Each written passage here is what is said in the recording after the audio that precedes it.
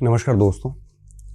अभी 27 तारीख और 28 तारीख को रीट की पात्रता परीक्षा आयोजित होनी है और जिसके सेंटर भी आपके आ चुके हैं, अपने ज़िलों में ही आए हैं।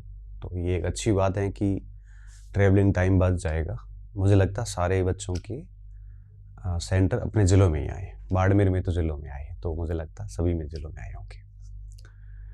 आज 20 तारीख है और 20 तारीख ख़त्म हो गई है ऑलमोस्ट।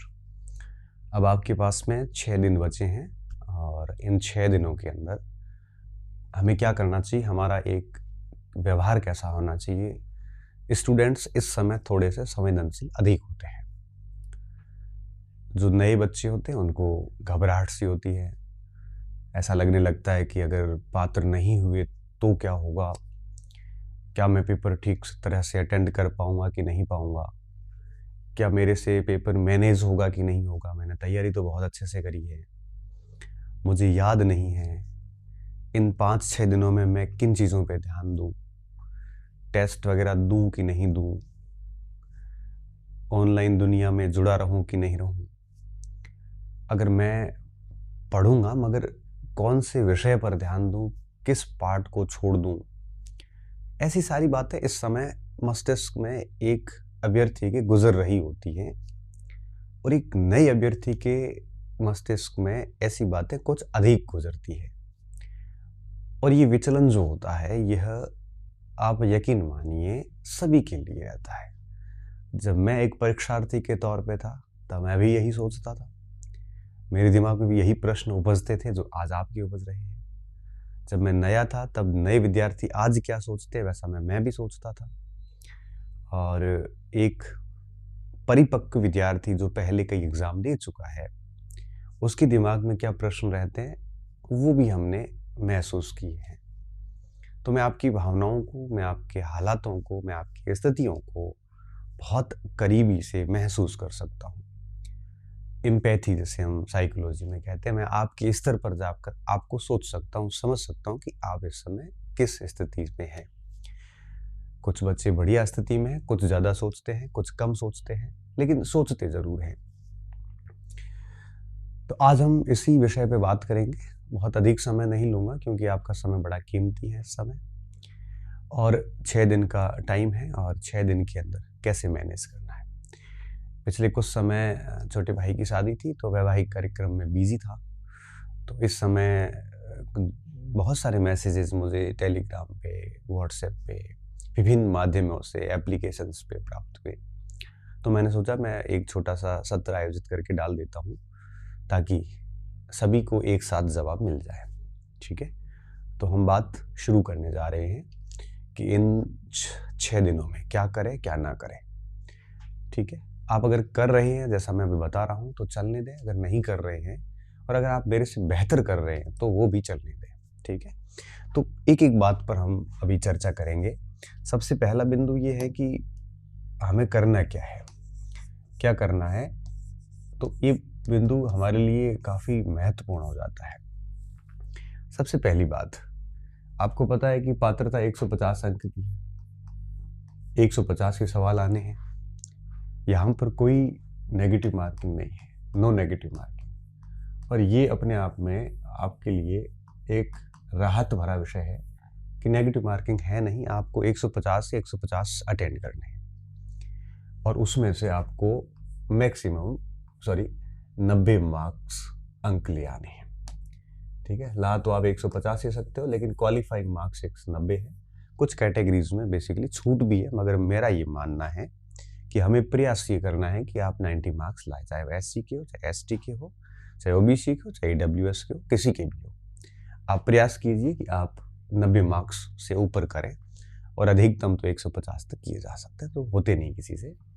तो नो नेगेटिव मार्किंग, 90 मार्क्स करने हैं, मतलब 90 क्वेश्चंस करने हमें, और जिसमें से 5 पार्ट है, साइकोलॉजी है और इसमें गणित है, 2 लैंग्वेज है और 1 सब्जेक्ट का पार्ट है। हालांकि L2 के लिए गणित और ये नहीं है, उसकी जगह पे आपके गणित और पर्यावरण की जगह पे सब्जेक्ट रहता है 60 अंकों का, वो आपको पैटर्न अब अच्छे से पता है। तो ये चीज़ें हैं इसमें। अब करना क्या है? अब देखिए, सबसे बड़ी बात ये कि इन 6-7 दिनों में सबसे पहला काम तो ये कीजिए कि अब नया कुछ ना पढ़े, नया देखने की बजाय प्रयास ये करें कि एक बार पाठ्यक्रम को अच्छे से देख ले वापस। ठीक है, 6 दिन में लगभग, अगर अब देखो, अच्छे से देखने का मतलब ये नहीं है कि लाइन टू लाइन पढ़े आप। 6 दिनों में लाइन टू लाइन पढ़ने बैठोगे तो सिलेबस पूरी नहीं होगी। इससे बेहतर ये है कि अब आप क्या करें, अभी आप इस समय जो सिलेबस के मेन पार्ट है, मुख्य भाग वो भाग होते हैं जहाँ से अक्सर प्रश्न पूछे जाते हैं, और गौण भाग वे होते हैं जहाँ से प्रश्न आने की संभावनाएं बेहद कम होती है, और पिछले पेपर्स देखोगे तो उसमें बेहद कम प्रश्न पूछे गए हैं। ऐसे टॉपिक होते हैं जहाँ एक्सपेक्टेड है कि प्रश्न आएगा ही आएगा, और ये आपको पता होता है, एक स्टूडेंट को ये पता होता है क्योंकि उसने पेपर स्टडी कर रखी होती है। ऐसे जितने भी टॉपिक हैं उन टॉपिक्स की हेडिंग देखो, हेडिंग के बाद में मेजर पॉइंट जो आपने कभी अंडरलाइन किए होंगे या साइड में लिखे होंगे या नोट्स बनाए होंगे, उनको फटाफट रिवीजन करें। अब 6 दिन है तो कोशिश कीजिए, 6 दिन है तो आपको पता है कि इतना अधिक समय नहीं है। ठीक है, तो जैसे क्या किया, एक दिन आपने पूरा दिन लेके बैठे और एक दिन में आपने सारे विषयों की शिक्षण विधियां पढ़ ली, सारे विषयों की। ठीक है, जैसे हिंदी की, संस्कृत की, आपके सब्जेक्ट की। अब 120 में से लगभग आपके यूँ समझ लीजिए कि 30-40 एक प्रश्न शिक्षण विधियों के रहेंगे। जैसे हिंदी है तो 12-15 रहेंगे, संस्कृत की 12-15 की रहेगी, तो ये हो गई आपकी 20-25 की हो गई। सब्जेक्ट की 10-12 रहेगी आपके, तो ये 35 के आसपास हो गई। ठीक है, और इसके अलावा आप के उसमें गणित है L1 में तो उनके भी रहेगी, L2 में फिर आपके साइकोलॉजी में ऐसा कुछ नहीं है। तो कोशिश करिए कि 30-40 सवालों को जैसे एक दिन में सारी शिक्षण विधियां देख ली, ऐसा प्रयास करिए। और ये दिन आप रखना कौन सा, ये लास्ट, जैसे 27 को पेपर है तो 26 तारीख को जैसे ये सब देख लो, क्योंकि ये थोड़ा भूल भी जाते हैं। और एक दिन आप कोशिश करिए कि सारा मनोविज्ञान देख लो। ठीक है, क्योंकि इतना पढ़ा हुआ होता है कि एक दिन में मोटा मोटा रिवीजन हो जाता है। अब लाइन टू लाइन की बजाय, रीडिंग बिटवीन द लाइन की बजाय आपको क्या करना है, ऊपरी तौर पे, सरसरी तौर पे आंखों से उसको निकालना है। एक दिन मनोविज्ञान को दे दो, तो जैसे मान लो 25 को दे दिया। ठीक है, अब आप देखो 30 नंबर का मनोविज्ञान और 30-35 की शिक्षण विधियां, तो 60-65 का आपने 2 दिन में देख लिया। अब क्या करोगे, अब 2 दिन आप क्या करो, जैसे आप L2 के हैं मान लो, तो आप उसको सब्जेक्ट को दे दो। ठीक है, जैसे L2 के हैं तो L2 को क्या करो, 2 दिन सब्जेक्ट को दे दो, और ये 2 दिन सब्जेक्ट को दे दो। अगर आप L1 के हैं तो 1 दिन सब्जेक्ट को दे दो। ठीक है, और सब्जेक्ट को 2 दिन कौन से दे देने, जैसे आप 21-22 मान लो, 21-22 दे दो। या अगर EW आपकी EVS है, L1 है अगर आपका, और अगर L1 है तो 1 दिन में मोटा वो देख लो, 1 दिन कोई भी दे दो, चाहे आप 21 ही दे दो, कल का दिन ही दे दो आप। ठीक है, अब देखो 1 2 और 2 4 दिन हो गए, और L1 के लिए 5 दिन हो गए। अब इस समय गणित मिलाने का टाइम नहीं है। ठीक है, एक दिन आप मैथ के सूत्र वगैरह जो आप कुछ देखते हो वो आप देख लो। ये बात है L1 के लिए, ये L1 के लिए है और ये L2 के लिए है। ये जैसे आपने मान लो 22 को देख लिया। ठीक है, तो 21-22 को ये हो गया आपके सब्जेक्ट। अब क्या बचा, अब बची आपके व्याकरण, दोनों भागों की, हिंदी की और अंग्रेजी की। दिन कितने बचे, 1 और 1 2, 2 और 2 4 हो गए। ठीक है, 4 दिन दोनों के हो गए। अब आप एक दिन क्या करो, 1 या 2 दिन आप है वो पूरी व्याकरण देख लो, ग्रामर देख लो। ठीक है, और वो दिन कोई भी हो सकता है, जैसे 23 तारीख को देख ली। ठीक है, 23-24 को देख लिया। इस तरह से देखो, अब आपका मनोविज्ञान हो गया, 2 भाषाएं हो गई, आपका सब्जेक्ट आ गया, EVS आ गया। इस प्रकार से 6 दिन को ऐसे मैनेज करिए। अभी क्या होता है कि एक दिन में 2 सब्जेक्ट पढ़ने की बजाय, जब परीक्षा नज़दीक आती है तो एक दिन में 2 सब्जेक्ट की बजाय एक सब्जेक्ट उठा के पूरा करिए। जब परीक्षा बेहद दूर होती है तब हमें दिन में 2-3 सब्जेक्ट लेके चलना चाहिए। लेकिन जब जैसी परीक्षा नज़दीक आती है, तो सुबह से शाम तक दिन भर 24 घंटे में 13-14 घंटे निकालिए और सुबह से शाम तक ऐसा टारगेट बना के बैठिए, 6 दिन में एक बार सिलेबस को निपटा दीजिए। इसमें क्या होता है, परीक्षा जब नज़दीक आती है, तो नज़दीकी दिनों में वो पार्ट लीजिए जो आप कन्फ्यूजिंग है, जहाँ आप कन्फ्यूज़ होते हैं। अब जैसे आपका कोई पार्ट बेहद शानदार है, कन्फ्यूज़न है ही नहीं, तो उसको 26 तारीख को पढ़ने की बजाय 21 को पढ़ के पूरा करके निपटा दो। जो पार्ट आपका बेहद कन्फ्यूजिंग है, उसको 26 को ले लो, ठीक है। इस तरह से आप उसको 21 से लेके 26 तक को सेट कर दो और 27 को सुबह टाइम पे जाके और अपना पेपर देके, वो बात अपन बाद में करते हैं। तो क्या करना है, सबसे पहला काम ये करना है कि ऐसा टाइम टेबल सेट कीजिए जिसमें मेरे हिसाब से पूरे पोर्शन आ गए हैं, फिर भी क्या मैं देख लेता हूँ। देखो, भाषाएं दोनों आ गई, मैथ आ गई L1 के लिए, और EVS आ गया, और मनोविज्ञान आ गया, मेथड्स आ गए, और L2 के लिए आ गया। देखो, ये 30 का 30 और 60 90 और ये भाषा की 2 150 हो गई, उसकी 150 हो गई। ऐसा सेट कर दीजिए एक तो।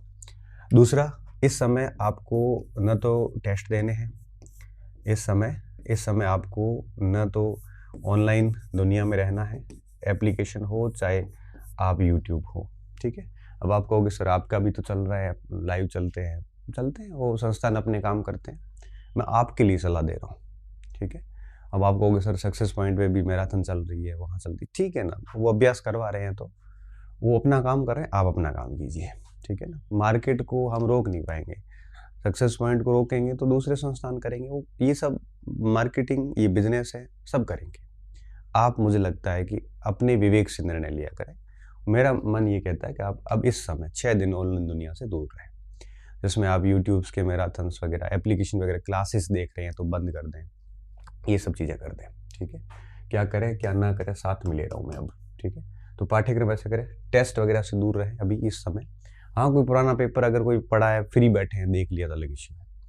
ऑनलाइन दुनिया से बेहद दूर रहें इस समय। आप है वो अपने रूम में गायब हो जाए, दुनियादारी से बिल्कुल संपर्क कट कर दे 5-6 दिन के लिए, और बढ़िया तरीके से 6 दिन ये इस टाइम टेबल को फॉलो करें, ठीक है। ज़्यादा लोड लेने की आवश्यकता नहीं है, नेगेटिव मार्किंग नहीं है, तो बड़े आराम से पात्रता क्लियर हो जाती है।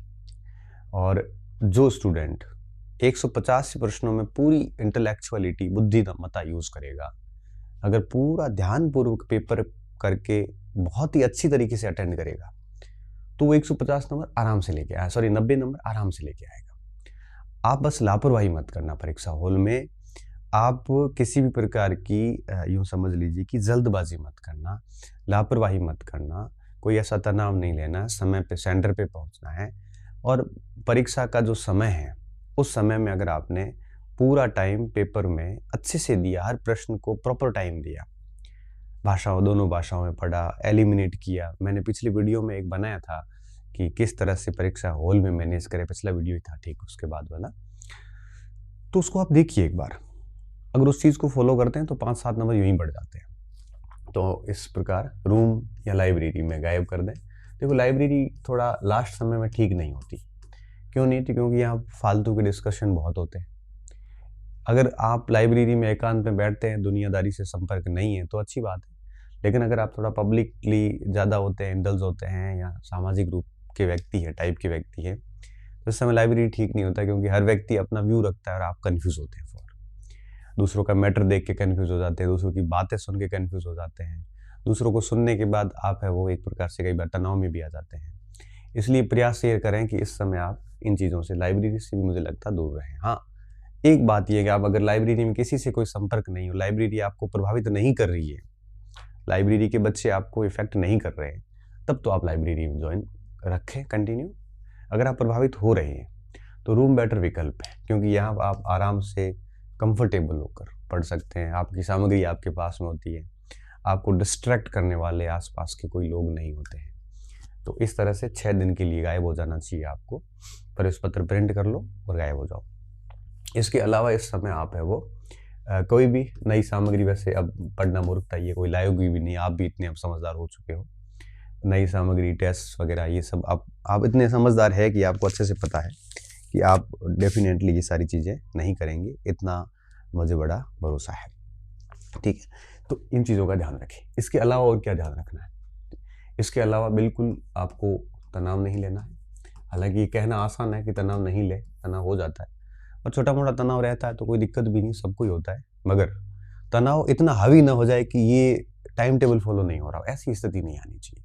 क्योंकि एक्स्ट्रा सोचोगे, और एक्स्ट्रा सोचोगे तो क्या दिक्कत आएगी? एक्स्ट्रा सोचेंगे तो माइंड, दिमाग है वो टेंशन लेगा, तो फिर ये फॉलो नहीं होगा, तो जो सोचो वैसा होगा। फिर इससे बेहतर ये है कि एक्स्ट्रा ना सोचे, बल्कि अपना जो दिमाग है वो यहाँ लगाए।